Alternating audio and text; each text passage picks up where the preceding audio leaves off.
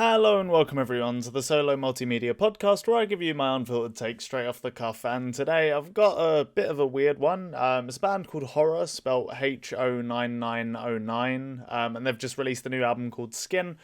The band are essentially fusing sounds from hip hop and like hardcore punk, or I guess some metal as well. I guess you could say maybe some metallic hardcore type stuff like that. Those are the two things they're fusing. And I've always felt like with this band, it's like a good base idea, and some of the songs they put out are fucking great and have a real just like a ton of energy behind them. But overall, it's always felt maybe like some of the songs didn't leave as big an impression as they could. And the other thing is, because they rely so heavily on just these two styles of music, it sort of lacks a bit of variety sometimes. Like, very occasionally it will pull in bits of like more electronic stuff, like it will sound a bit more like someone like The Prodigy. But a lot of the time you're just getting these kind of like electronically or artificially produced kind of distorted guitars with like heavy rock drums. And then in between that you'll have like really ultra heavy kind of like distorted bass lines that from hip hop, and loads of like shouted and reverbed kind of vocals over the top of it, plus some rapping at various registers. And with this new album, I feel like they've essentially recognized that and are trying to seems like very consciously make a much more dynamic album. And to that extent, they've definitely succeeded. If you know Horror, some of the influences I'm going to pull up are probably going to be a little surprising, I guess. I mean, if you want to hear a record with that fundamental bass that I've already described, but then mixes in elements of, beatdown, kind of groove metal. You've got sections that remind me of like cloud rap. There's like a song that almost sounds like their attempt at shoegaze. Like, it really is pulling from a lot more different areas, and in some parts there's so many effects and different things going on that it almost hits in like a slightly psychedelic way. Although I wouldn't really compare any of this to like psych rock or anything like that. So it's a really yeah, it's just a really crazy listen, especially considering it's only 30 minutes. It sort of feels like you're just being whipped between all of these different styles and sounds, and as a result, it's very hard to say whether I didn't even enjoy it, really.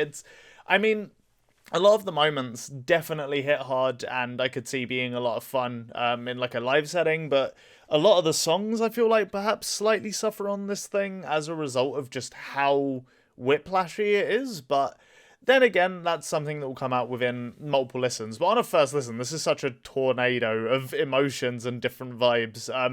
But even though it's definitely not a cohesive record, it is surprisingly cohesive, because like I said, the core of it is you have ultimately, for the most part, very heavy rock drums, distorted, slightly artificial sounding guitars. Well, they're sounding less so on this. They might even actually just be recorded guitars on this one, to be honest. And the drums especially sound a lot more organic.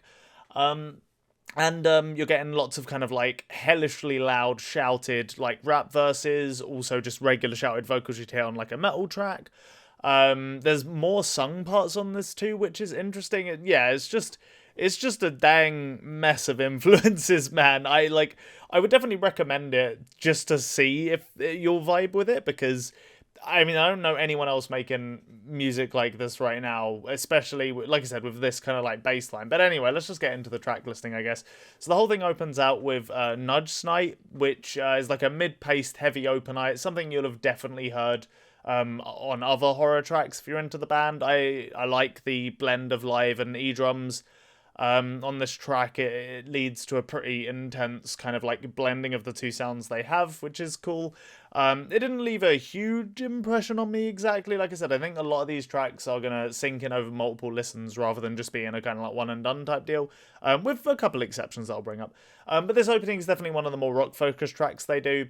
And the first, like, all of these first three tracks are definitely leaning more on the intense side of the sound. Like, Battery Not Included is slightly more electronic, but it's more it's less electronic in the, in like a low-key hip-hop way. It's more electronic in a kind of like really big throbbing kind of, almost like Big Beat Prodigy style way. It goes off like a goddamn grenade. You get these really intense throbbing synthesizers. There's, a break into a very metal riff, kind of like fairly early on in the track after the more electronically focused intro. I love the drum beat at the midpoint as well. I think it's a really cool groove. There's a one thing. This is where they start bringing in the sung vocals, which just took me out completely out of left field. I was not expecting this whatsoever. But there's like a bit straight in the middle. There's like a weird sung bit, and it almost sounds a little bit like Brockhampton, like the tiniest little bit pop rappy. It is stunning that it's in there, but I mean, like, it's definitely interesting. And then the outro riff, the end of the song leans hard on the rock part of their sound again, and you get essentially like a full on beat down riff you might get from, you know, like a metallic hardcore band, which is definitely new. I haven't heard a ton of riffs like this on their other projects. Having said that, I wouldn't be too surprised if maybe some of their later ones had. I haven't kept super up to date with this band. I've listened to more or less everything up to United States of Horror, but I think that's pretty much it. So if there's anything after that like this, then sure. But yeah, that's Bite My Face. Another hard hitting track. Sorry, that's Battery Not Included. No, yeah, another hard hitting track with a slight more electronic focus towards the start. Then after that, you get Bite My Face, which is an incredibly noisy song. The mix is just very claustrophobic with loads and loads of distorted, heavy sections to it. There's more. Pardon me, sorry, I'm a bit sniffly today. Oh god. So there's a couple more hip hop parts in the song compared to the first two. And of course they have the traditional kind of like incredibly, almost like clipping level distorted bass. And the heavy sections hit really hard as well. There's another sung break in the middle, which again just reinforces that actually the thing on the last track wasn't like just a gimmick for that track, I suppose. It's like something they actually incorporate or want to incorporate into the sound. And then it ends off with a really thick metal riff. I like the delivery of the vocals over this section and the flow. I always say it's one thing they do really well. Like, a lot of the rapping over the metal sections fit incredibly well in a way that I haven't heard a ton of other people do, which is cool. I feel like a lot of people that rap over metal don't capture the energy, and it's a little bit too hip-hop focused sometimes. Which, you know, it makes sense if you bring a rapper just straight onto a metal track and are like, you know, just do your usual thing, I guess. But I feel like this band at least do have a very good understanding of both genres. They know how to incorporate them and mash them together slightly better than I think a lot of people would be able to. The next song is definitely one of the more hip hop one of the more hip hop sounding songs overall. It's probably got one of the most low key moments in the track listing. The intro has this kind of like almost like cloud rap vibe, with this like soaring synth over the intro that I really like. That in general, there's a lot of extra sounds over this portion of the track, and I really like the detail added to it. I feel like it's overall just a really kind of like hazy song, which is why I brought up the cloud rap kind of like comparison. And I'm a little surprised by how well it fits into their sound, but I guess with all the distortion, it sort of makes sense. Like, I don't want to say it almost sounds like a less intense Cemetery, but that's kind of the vibe I'm getting from it a tiny bit, but it's definitely nowhere near as noisy. One slight frustration though, is because Horror put a ton of reverb over all the vocals, and it's not always ultra clear what the lyrics are or anything like that. So I do wish that on these more kind of hip hop focused moments, the verses were just a little clearer. But the verse on the end definitely brings that, which is good.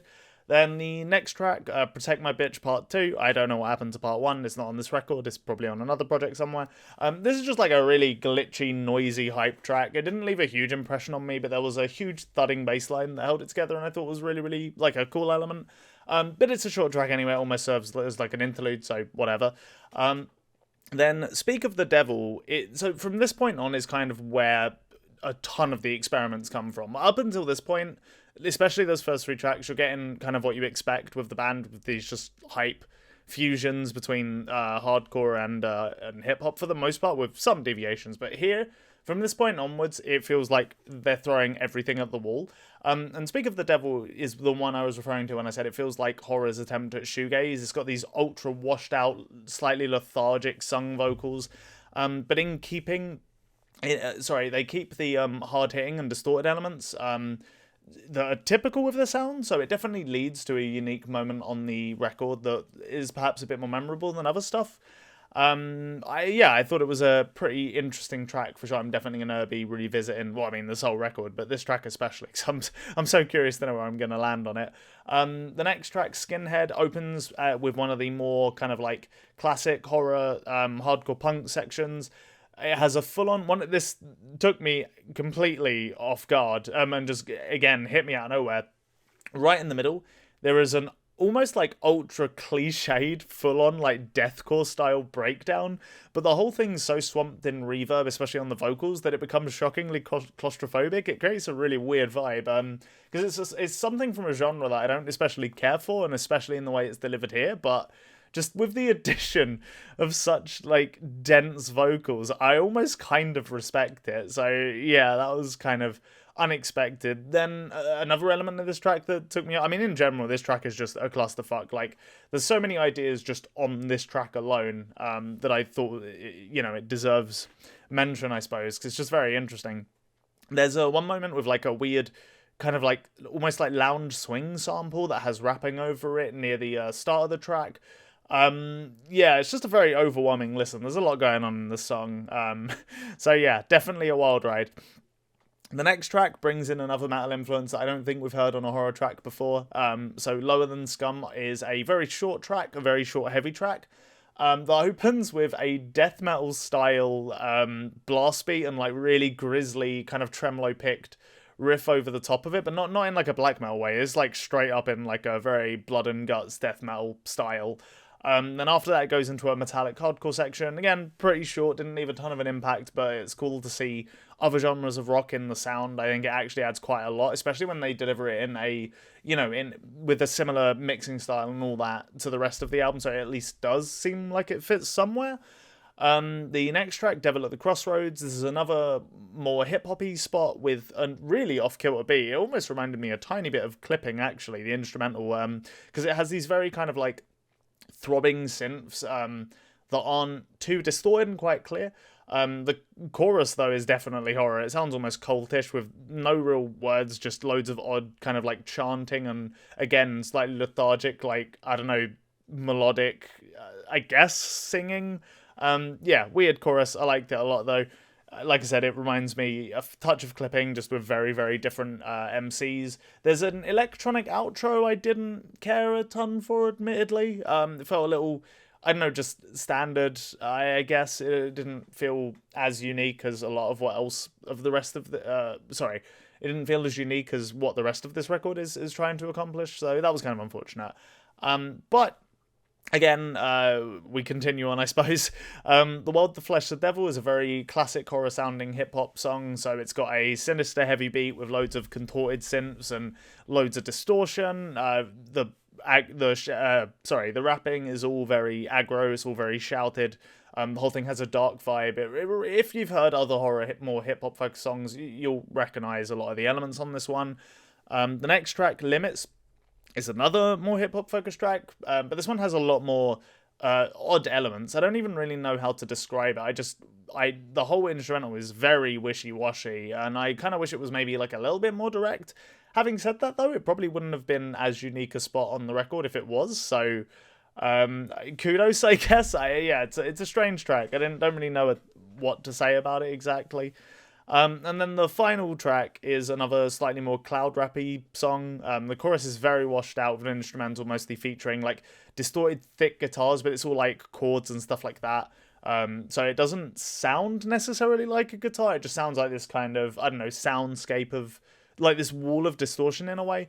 I really like the sung vocals in the middle of the song. That kind of like after you get through the first section, you get these sung vocals and they break into the back half of the song. And as the sung vocals come in, there's other elements of the song that are melodic and kind of like reinforce that vibe. So I really like the elements they bring forward. I think it's a good progression for the track, and then it sort of develops into more of a rock song towards the end.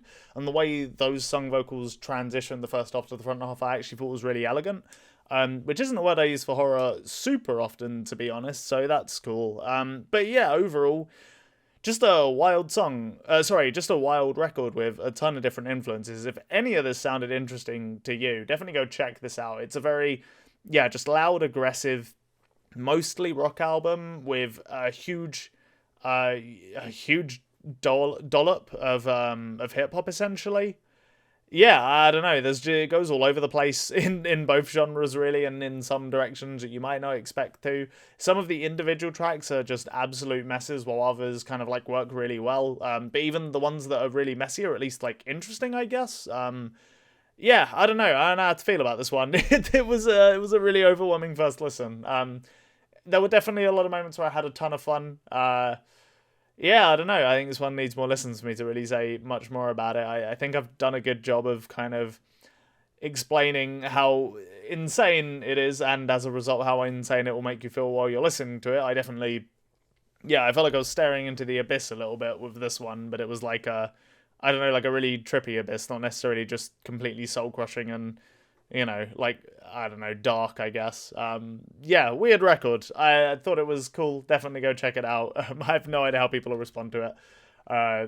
Yeah, I guess we'll see. Anyway, just for listening. I hope you've enjoyed this podcast, and hopefully I'll see you all in the future. All right, peace out, everybody.